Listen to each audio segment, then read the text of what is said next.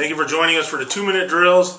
The 2013 season has arrived, and it's going to arrive in fine style on Friday night at Kiefer, where Bishop Amat is going to host Santa Margarita in a game, Freddie, that not only has huge implications in the Valley, but has, you know, those huge implications as far as SoCal. Two top 5, top 10 Pac-5 teams. Right, yeah, because of that reason, right. So a lot of people in SoCal are going to be keeping their eyes on this one to see what happens.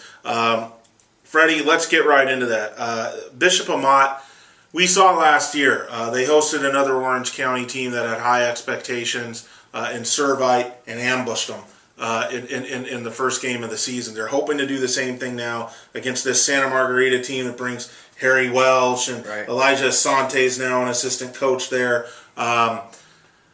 It's probably a bit of a different dynamic, you know, in terms of, you know, Servite had all their guys, you know, that they had to replace. And this Santa Margarita team looks to be a lot more veteran, whereas Bishop Amat, you know, besides quarterback, they got some guys they got to replace. Yeah, I mean, you're talking Darren Andrews, Deonze Blue, DJ Daniel. Those are 3 spectacular guys on offense. But you do have Koa Haynes. And if you remember going into last year, the big question mark was Amat at quarterback, and Koa Haynes kind of answered that. He had a spectacular season. He was the first team All-Area on our team, and he's really the poster boy. On when the preview magazine comes out later in the week, he's going to be on the cover, and for very good reasons. He's smart, he's experienced, he can throw the ball, he can run the ball. But the big question mark, Aram, is all the players that surround him. Are they going to be good enough in a division like this to handle teams like this? Again, you know, I can't remember Amat having these many questions at some of the impact spots as years pass. I mean, they do have the quarterback, which is different. And you saw last year they threw the ball a lot more than they had in previous years under Haggerty. This is no longer a team that runs the ball, you know, 30 times a night. They're going to mix it up. They've got a quarterback that can mix it up. Is he going to get it done? And this is an incredible test in week 1, week 0, I should say. But it's at Kiefer, and things happen at Kiefer. Yes, they do. You just never know, and I've tried to in recent weeks talk to Coach Haggerty to kind of gauge where they're at. And he's really playing this down about, you know, we're being dinged up. We've got a lot of these nagging injuries that we're dealing with. Who knows how much truth there is to that? I have zero idea. We don't get real injury reports. There's guys like Adrian Ortega, who's going to be spelling time at running back and wide receiver. You're going to watch out for this year. On the DL, Christian Moran, another one. These are names you're going to hear associated with Bishop Amat football this year. But I think in week 0, you're going to find out kind of right away what they're made of. I look at those subsequent weeks they have against the Chino Hillses and the Charter Oaks.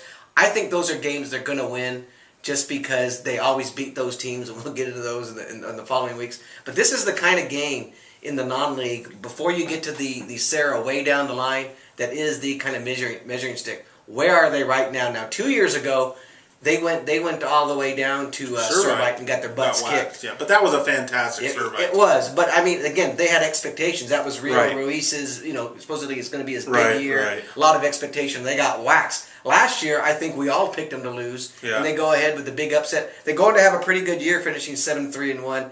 But again, they lose in the first round of the playoffs, and that's something they've got to get past too. But we'll find out what kind of team they are, I think, on Friday night. If it's a competitive game, if it's competitive, regardless of what side this finishes on, I think that's what you look for if you're a Bishop Amat follower. Yeah, I think, you know, one of the reasons why Amat has been able to pull off sort of these ambushings of these teams is because, as far as the division is concerned, a lot of people see that they're kind of a one-and-done team when it comes to the playoffs, and they don't necessarily come in there fearing them like they should. And it's a tough place to play, and Amat can jump on you at times. They can play inspired. And, you know, I will tell you this, Freddie. I do believe that this team, talent-wise, top to bottom, is the best that, you know, you and I have seen probably in a long, long, long time. Now, whether that all comes to fruition in their first, you know, game out, this is a dynamic sophomore class. It's going to have a lot of guys that are going to be seeing playing time. Don't forget, you know, Anthony Camargo, a junior. You know, a guy like Isaac Archer, who's into the program. Tyler Bonds, a receiver. Yeah, you'll see Trayvon Sidney. They got such great young talent, and Koa is going to have to be the guy that kind of meshes all that together. He keeps plays alive, though, Fred. You mentioned he runs, throws, all that, but more than anything, he keeps plays alive. He can dance around, make things happen. I see another ambush coming again. These two teams met in the Claremont tournament. I know no one puts any stock in the passing league. Amat had Santa Margarita dead to rights from everything I remember about that. Late fluke interception type thing cost them the championship game in there. Amat goes on to win the Bonita Air Assault. There is skilled talent on this Amat team. They got the coaching. I think they're going to ambush this team, Fred. I really do. Yeah, and you talked about the summer and some of the passing league stuff. That's something they've never done well at. In the years that I've covered them, they haven't done well at. And you're right, Aaron. Their last two, freshman teams, these last have been really good, especially last year. And I've heard just from talking to people that on the line in the trenches, this is going to be they're graduating now towards some of the best they've had in the Haggerty area. But again, these are going to be all new faces. I mean, you hear a lot about these guys. Yeah. This is going to translate when you get to Friday night when you actually step up. And it's a tough way to make a debut against a Santa Margarita. Like I said, a lot of times in the trenches, you don't hear about these guys the same way you would that super running back that's coming up or that super wide receiver that's coming up. But they supposedly have these guys. And if these guys step up, if they live up to what people have been talking about in those freshman teams, particularly the one last year and the one the year before was actually a really good one. Yeah, Camargo was the quarterback. I mean, who knows? But this is Harry Welch. I do like Asante over there. This is a tradition that's great, and I'm just not buying it. It was Troy Thomas last year. Yeah, I'm just not buying though. Yeah, that they're going to win this game. This talent, this Amat talent, and this is me saying this, is going to arrive. It's going to arrive at some point. I don't know if it's going to be Friday night. My hunch is that they're ready to go. Your hunch is it may take a little more time. So sounds like you're taking Santa Margarita. Yeah, I'm saying Amat. I think Amat's going to lose one game in the preseason before they get to league, and I think this is going to be the game that they lose. Yeah, I don't think they're losing before league, and I'm not sure they'll even lose in league.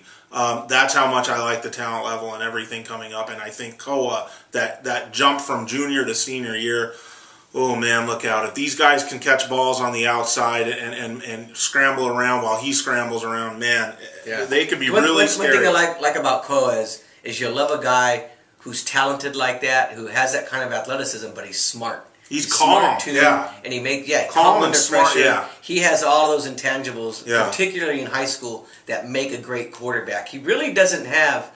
There really isn't a weakness. If you want to call maybe he's not a 6'5" quarterback, fine.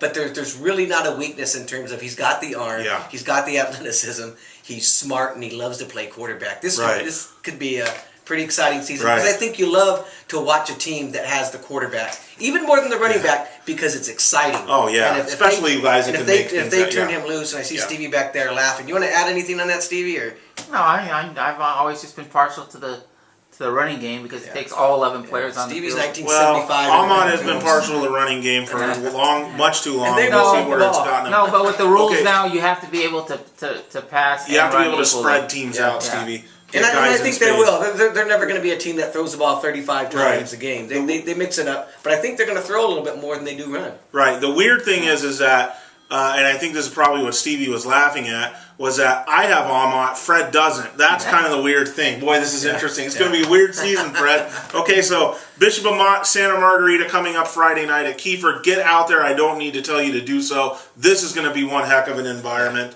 And we'll see what happens with the Lancers. Thank you for watching.